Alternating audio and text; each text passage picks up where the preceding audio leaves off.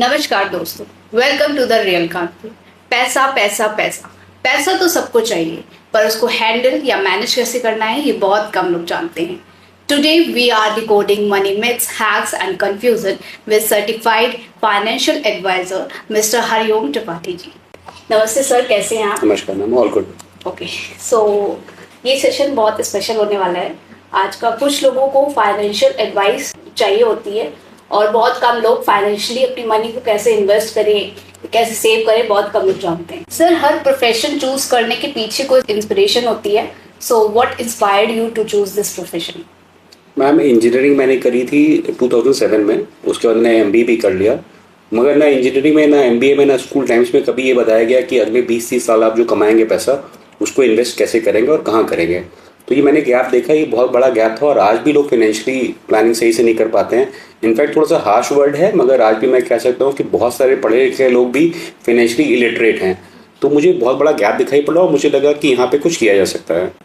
Sir, मैं भी अपने अर्ली 20s में ही हूँ, तो ये क्वेश्चन मेरे लिए भी इम्पोर्टेंट होगा। So what are the most common money mistake people do in their 20s और 30s? मिस्टेक्स तो बहुत सारी करते हैं, मगर एक मेजर मिस्टेक है कि वो लोग अर्ली इन्वेस्टमेंट करना शुरू नहीं करते हैं। उनको लगता है कि उनके पास बहुत सारा पैसा आ जाएगा तब वो इन्वेस्टमेंट शुरू करेंगे। मैं आपको एक इलस्ट्रेशन देता हूँ कि फॉर एग्जांपल 100 रुपए के चॉकलेट और चिप्स तो आजकल बच्चे भी खा लेते हैं डेली बेसिस पे। तो अगर हम लोग 100 रुपए डेली भी इन्वेस्टमेंट करते हैं, जो महीने के 3000 बनते हैं, तो अगर कोई व्यक्ति जो 20 साल का है उसने इन्वेस्टमेंट जर्नी शुरू करी अप टिल जब तक वो 60 का नहीं हो जाता है, तो 20 साल पे स्टार्ट करी, 60 साल तक स्टार्ट करी उसने। अगर उसने 60 ईयर्स के लिए इन्वेस्टमेंट जर्नी स्टार्ट रखी तो उसके 3.5 करोड़ रुपए हो जाएंगे एट द रेट ऑफ 12%। अगर उसने इन्वेस्टमेंट जर्नी 20 की जगह 30 ईयर्स पे स्टार्ट करना शुरू किया तो उसके पास 30 to 60 सिर्फ 30 साल बाकी रहेंगे, तो 3.5 करोड़ की जगह उसके पास सिर्फ 1 करोड़ रुपए होंगे। वही उसने 10 साल और डिले कर दिया तो उसके पास क्लोज टू 35 लाख रुपीज होंगे और उसने सिर्फ 10 साल के लिए इन्वेस्टमेंट किया। मतलब किसी ने 20 की जगह 50 ईयर्स पे इन्वेस्टमेंट करना शुरू किया तो उसके पास सिर्फ और सिर्फ 7 लाख रुपए के आसपास बचेंगे। तो आइडिया ये है कि जितनी जल्दी इन्वेस्टमेंट करना शुरू करें उतना बेटर है। अमाउंट छोटा या कम वो चलेगा, अगर इन्वेस्टमेंट जर्नी आपके पास पहली इनकम पहली सैलरी आना शुरू करे हो जाए तो आप इन्वेस्टमेंट शुरू कर दीजिए। सो मैं भी ध्यान रखूंगी जी। Sir, with so many investment options like mutual funds, stock, gold, crypto, how should a beginner decide where to start with? ये एक परसेप्शन है लोगों का कि वो लोग म्यूचुअल फंड्स में इन्वेस्टमेंट करते हैं। एक्चुअली वो म्यूचुअल फंड्स के थ्रू इन्वेस्टमेंट करते हैं।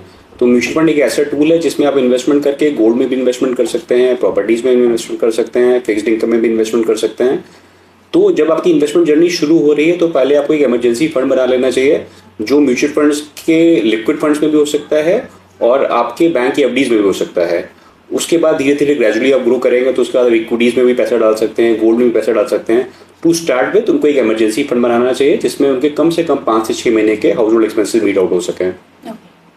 सर, इंडिया में mid age people retirement planning नहीं करते हैं। So how important is financial planning for retirement in India, specially with changing lifestyles? अच्छा, अभी भी बहुत सारे लोग ऐसा सोचते हैं कि उनके पेरेंट्स जो है उनकी लॉन्जिविटी थी वो बहुत ज़्यादा थी, उनके पेरेंट्स 80-90 साल तक जिंदा रहते तो और वो नहीं जिएंगे ऐसा। तो उनकी मिथ को ख़त्म करने के लिए मैं आपको एक चीज़ बताऊं कि ईयर 1960 में एवरेज लाइफ एक्सपेक्टेंसी जो इंडिया की थी वो that was close to 40 years. एक औसतन आदमी 40 साल तक जिंदा रहता था। आज 60 साल बाद 1960 से लेकर 2025 तक आज एवरेज लाइफ एक्सपेक्टेंसी इंडियंस की क्लोज टू 72 ईयर्स हो गई है, मगर हम लोग ज़्यादा जिंदा रह रहे हैं। भले वेंटिलेटर पर जिंदा रहे हैं मगर हम लोग अपने पेरेंट्स से ज़्यादा जिंदा रहेंगे। उसकी प्लानिंग हम लोग आज भी नहीं कर रहे हैं। तो बेटर है कि 30-40 तक भी इंतजार ना करें। आपकी जैसे ही फर्स्ट सैलरी आए एक उसमें छोटा सा पार्ट एक गोल असाइन कर लीजिए, ये पैसा मेरे रिटायरमेंट के लिए है, और उसको आप रिटायरमेंट होने तक वो पैसा आप विड्रॉल करिए नहीं वहाँ से। हेल्दी फाइनेंशियल प्लानिंग के लिए हमारे पास इंश्योरेंस होना कितना जरूरी है? तो आज भी बहुत इंपॉर्टेंट क्वेश्चन है आपका ये। इन्वेस्टमेंट करने से पहले हमारे पास इंश्योरेंसेज होने चाहिए। फॉर एग्जाम्पल, आज भी अगर हम लोग कोई 25-30 लाख रुपीज़ की कार खरीदते हैं तो उसके लिए हमको पर एनम 25,000 रुपीज़ का इंश्योरेंस देना पड़ता है। वो इंश्योरेंस हम लोग कार का इसलिए लेते हैं क्योंकि वो मैंडेटरी होता है, गवर्नमेंट की तरफ से आपको लेना ही है इंश्योरेंस। मगर जब लाइफ इंश्योरेंस और हेल्थ इंश्योरेंस की बात होती है तो हम लोग उसको अवॉइड कर देते हैं। हमें लगता है कि हम तो हॉस्पिटलाइज होएंगे ही नहीं। तो 25,000 रुपये में से जो आप गाड़ी के लिए इंश्योरेंस दे रहे थे, उस 25,000 रुपये में से आप 10 लाख रुपए का अपने फैमिली के लिए भी एक हेल्थ कवर ले सकते हैं और 1 करोड़ रुपीज़ तक का एक टर्म लाइफ इंश्योरेंस भी ले सकते हैं। तो अगर हम इस 25,000 को स्प्लिट कर लें हेल्थ इंश्योरेंस और टर्म इंश्योरेंस को, तो हमारी लाइफ भी प्रोटेक्ट हो जाएगी और हॉस्पिटल के बिल्स भी हमारे वो पे कर सकेंगे अगर हम लोग हॉस्पिटलाइज होते हैं। Sir, what is your golden rule of money that you personally follow? Ma'am personally तो बहुत सारी चीज़ें बदल चुकी हैं, अब तो अच्छा खासा अर्न भी करने लगे हैं, मगर अभी भी ये रूल फॉलो करते हैं कि जितना हम कमा रहे हैं एटलीस्ट उससे कम खर्चा करें। मेरे लिए तो ठीक है, मगर यंगस्टर्स के साथ क्या हो रहा है, अगर वो कमा रहे हैं 50,000 रुपये तो उनको आईफोन चाहिए 1 लाख रुपए का, तो EMI पे लेने चले जाते हैं। तो बेटर है कि कम से कम, अगर वो कुछ नहीं कर पा रहे हैं, सेविंग्स भी नहीं कर पा रहे हैं, कम से कम मोबाइल फ़ोन्स वगैरह EMI पे मत लें। इसको ऐसे भी कर सकते हैं, जितनी भी आपकी इनकम हो, income minus expenditure equal to savings नहीं होना चाहिए, income minus savings equal to expenditure होना चाहिए कि पहले आप सेविंग्स कर लीजिए, उसके बाद जो भी आपका पैसा बचे वो आप एक्सपेंड करिए। सर, अगर किसी के पास सिर्फ 10,000 रुपए हैं तो वो कहाँ इन्वेस्ट करे? अगर मैम उसके पास एक लंबा टाइम फ्रेम है इन्वेस्टमेंट करने का, तो उसको इक्विटी म्यूचुअल फंड्स में जाना चाहिए। फॉर एग्जाम्पल, एक 10,000 रुपये की आप एक SIP करते हैं फॉर द नेक्स्ट 20 ईयर्स और वो 12% का आपको रिटर्न देता है। हिस्टोरिकली तो म्यूचुअल फंड्स ने 14, 15, 16% के रिटर्न भी दिए हैं लॉन्ग टर्म में, मगर मान के चलते हैं एक 10,000 की SIP आप करते हैं फॉर द नेक्स्ट 20 ईयर्स, तो एक 12% पे ग्रो करती है, तो 20 साल बाद आपके पास क्लोज टू 1 CR हो जाना चाहिए। सर, एक चीज जो आप सजेस्ट करेंगे कि EMI पे नहीं लेनी चाहिए? मैम कोई भी वो चीज़ जो डेप्रिशिएट हो रही है over a period of time, for example हम घर ले रहे हैं तो over a period of time appreciate होती है उसकी वैल्यू, तो वो तो EMI पे ले सकते हैं। मगर कार हो गई, मोबाइल फोन्स हो गए, आज हमने फॉर एग्जांपल 10 लाख की कार ली तो अगले साल उसकी वैल्यू 8.5 लाख रुपए बचेगी, उसके बाद और कम होती रहेगी। तो जो भी डेप्रिशिएटिंग आइटम्स हैं और आपको नीड नहीं है उस चीज़ की, तो वो आइटम्स आपको नहीं लेने चाहिए EMI पे। हाँ, अप्रिशिएटिंग आइटम्स जैसे कि घर आप EMI पे ले सकते हैं। जी सर, आपके हिसाब से आपने अपने क्लाइंट को सबसे बेस्ट एडवाइस क्या दी है? तो मैम ये बात है कुछ 3-4 साल पहले की। एक क्लाइंट मेरे पास आया जिनकी एज क्लोज टू 85 थी, तो मुझे देख के लगा नहीं वो 85 के हैं, तो मैंने उनसे बोला कि आप लग नहीं रहे 85 के हैं और भगवान करे आप 100 साल तक जिंदा रहें। तो इस पर वो बहुत गुस्सा हो गया, अपनी सीट से खड़े हो गए, आसमान की तरफ देख के चिल्लाने लगे, अब मैं मर नहीं रहा हूँ तो मैं क्या करूँ। तो मैं थोड़ा सा कन्फ्यूज़ हो गया कि ऐसा क्यों कह रहे हैं, और डिटेलिंग में जब मैंने बात करी उनसे तो पता चला कि उनके पास जो पैसा तो धीरे धीरे डिप्लीट हो रहा था। उनके पास क्लोज टू 30 लाख रुपए बचे थे और उनके हाउस होल्ड एक्सपेंसेस 50,000 रुपये पर मंथ थे, जो कि उनके करंट फाइनेंसेस से मीट आउट नहीं हो सकते थे। तो फिर हम लोगों ने और आगे बात करी, पता चला जिस घर में वो रह रहे थे वो क्लोज टू 1 CR का था। मैंने उनको बोला कि आपने 1 करोड़ वाले घर को आप डिस्पोज करिए, जो बड़ा कठिन होता है इस देश में डिस्पोज करना, मगर उनको करना पड़ा। 1 करोड़ वाले घर को उन्होंने डिस्पोज किया, उससे आउटस्कर्ट्स पे जाके एक घर लिया जिसकी कीमत शायद 60 लाख रुपए के आसपास थी। तो बाकी के 40 लाख रुपए उनके बचे थे, उन्होंने बैंक में फिक्स डिपॉजिट करा और उससे उनके household expenses meet out होते रहे। फिर सर, अब एक क्विक रैपिड फायर राउंड करेंगे। म्यूचुअल फंड या FD? At any point of time mutual funds. Okay. House लेना बेटर है या रेंट पे रहना? देखिए, अगर आपके पास रहने के लिए ऑलरेडी एक घर है तो दूसरा घर नहीं लेना चाहिए। जी। गोल्ड में इन्वेस्ट करना बेस्ट है या ज्वेलरी तक लिमिटेशन सही? अब ये तो इसका ये रैपिड फायर नहीं हो पाएगा ये, क्योंकि अगर सेंटिमेंट्स की बात करें तो आज भी हाउस होल्ड में लोग चाहते हैं कि उनके पास ज्वेलरी हो। अगर इन्वेस्टमेंट पॉइंट ऑफ व्यू से चाहिए तो गोल्ड लीजिए, अगर सेंटिमेंट बीच में आ जा रहे हैं तो आपको गोल्ड ज्वेलरी पे काम चलाना पड़ेगा फिर तो आपको। One book on money everyone should read? तो बड़ा अच्छा क्वेश्चन पूछ लिया आपने। देखिए, आपके सामने ये बुक रखी हुई है, ये बुक है, मैंने कुछ 2 साल पहले इसको पब्लिश कराई थी। इसका नाम फाइनेंशियल कुंडली है। इसमें मेरे बहुत सारे इन्वेस्टर्स की छोटी छोटी कहानियां हैं, उनका नाम नहीं है मगर बहुत सारी छोटी छोटी कहानियां हैं जिससे आपको बहुत कुछ सीखने को मिल सकता है। सैलरी का कितना % सेव करना मिनिमम जरूरी है? ये डिपेंड करता है कि लाइफ के किस स्टेज पे हैं।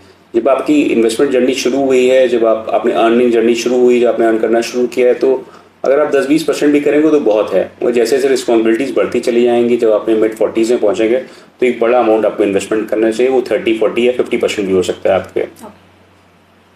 One financial myth you wish people stop believing? वो रातों रात करोड़पति बन जाएंगे। इसमें उनका बहुत सारा पैसा भी डूब जाएगा और वो करोड़पति भी नहीं बनेंगे। तो ये बहुत लॉन्ग जर्नी होती है, बहुत पेशेंस रखना पड़ता है और पीरियड ऑफ टाइम आपके पास बहुत सारा पैसा हो जाता है। क्रिप्टो करेंसी पे रिस्क लेना चाहिए या अवॉइड? ये क्रिप्टो करेंसी का तो ये है कि अभी गवर्नमेंट ऑफ इंडिया ने भी इसको रेगुलाइज नहीं किया है, तो मैं तो पर्सनली इसको अवॉइड करता हूँ और लोगों से भी कहता हूँ इसको अवॉइड करिए। अगर आपको जाना भी है, अगर आपको बहुत इंटरेस्टिंग लग रहा है तो हो सकता है कि अपने पोर्टफोलियो का 3 से 5% इसको रख सकते हैं आप। इमरजेंसी फंड बैंक में रखो या म्यूचुअल फंड्स में? मैम, अगर इमरजेंसी फंड आप बैंक में रख रही हैं तो मोस्ट प्रोबेबली आप सेविंग्स अकाउंट में पैसा रखा हुआ आपने। सेविंग्स अकाउंट में आपको हार्डली 2 से 3% रेट ऑफ इंटरेस्ट मिलेगा, तो इससे बेटर है कि म्यूचुअल फंड्स के लिक्विड फंड्स में पैसा डाल दीजिए, जहाँ पे आप eight any point of time redemption भी कर सकते हैं। आपको जो रेट ऑफ इंटरेस्ट मिलेगा वो 5 to 6% के आसपास मिल जाएगा। सर आपके हिसाब से बेस्ट म्यूचुअल फंड्स कौन सा है? अच्छा, ये क्वेश्चन बहुत बार लोग पूछते हैं, और बेस्ट म्यूचुअल फंड कौन सा है, तो इसका आंसर मैं कुछ ऐसे देता हूँ। ये कुछ वैसे ही एक सिचुएशन इमेजिन करिए, आप एक डॉक्टर के पास गई, उनके सामने बैठी और बैठते ही आपने बोला कि डॉक्टर साहब सबसे अच्छी दवाई बताइए कौन सी है। डॉक्टर थोड़ा सा कंफ्यूज हो जाएगा, जब तक उसको ये नहीं मालूम होगा कि आपकी दिक्कत क्या है, परेशानी क्या है, तब तक सबसे अच्छी मेडिसिन आपको कैसे वो बता देगा। इसी तरीके से एक फाइनेंशियल प्लानर को भी ये जानना बहुत ज़रूरी है कि आपकी रिस्क टेकिंग कैपेसिटी कितनी है, आपका टाइम फ्रेम कितना है, उसके बाद ही वो आपको सबसे अच्छा म्यूचुअल फंड आपके अकॉर्डिंग बता सकता है। तो अच्छा म्यूचुअल फंड, बुरा म्यूचुअल फंड, ऐसा कुछ भी नहीं हो सकता है। आपकी रिस्क टेकिंग कैपेसिटी कितनी है, आपका टाइम फ्रेम कितना है, उसके बाद ही हम सजेस्ट कर पाते हैं कि आपके लिए सबसे अच्छा म्यूचुअल फंड कौन सा रहेगा। Sir one more last question, why should we hire financial plan? Ma'am, अगर देखिए आपको ह्यूज वेल्थ बनानी है तो आपको एक फाइनेंशियल प्लानर चाहिए ही होगा। फॉर एग्जाम्पल मैं लोगों को ये बताता हूँ कि जो मेरा ड्राइवर है उसकी salary is close to 15,000 rupees a month. अगर मैं उसको सैलरी ना दे के एक SIP कर दूँ 15,000 की फॉर द नेक्स्ट 15 ईयर्स, वो 15% पे ग्रो करती है, तो 15 साल बाद मेरे पास क्लोज टू 1 करोड़ रुपये हो जाएंगे। तो मुझे साफ साफ दिखाई पड़ रहा है, अगर मैं ये ड्राइवर को ना रखूँ तो 15 साल बाद मेरे पास 1 करोड़ रुपये हो जाएंगे। और मैंने इस चीज़ को इग्नोर करा हुआ है कि उसकी सैलरी भी बढ़ेगी इस दौरान। तो मुझे मालूम है कि 15 साल बाद मेरे पास 1 करोड़ रुपये कम होंगे, मैंने ड्राइवर रखा है। मगर मुझे अपने और कामों पर फोकस करना जो मैं करता हूँ, ना कि मुझे गाड़ी चलानी है। तो मैं और लोगों को भी सजेस्ट करूँगा, अगर आपको ह्यूज वेल्थ बनानी है तो आपको हैंड होल्डिंग चाहिए ही होगी, उसके लिए आपको एक अच्छा फाइनेंशियल प्लानर की जरूरत पड़ेगी ही। सर धन्यवाद आपका वैल्यूएबल टाइम देने के लिए और इतनी सिंपली तरीके से हमें गाइड करने के लिए। Thank you. आज हमने समझा कि पैसा सिर्फ कमाना ही नहीं, उसे इन्वेस्ट और प्लान करना ही इतना ही जरूरी है। म्यूचुअल फंड निवेश बाजार जोखिमों के अधीन है। योजना से जुड़े सभी दस्तावेजों को ध्यान से पढ़ें।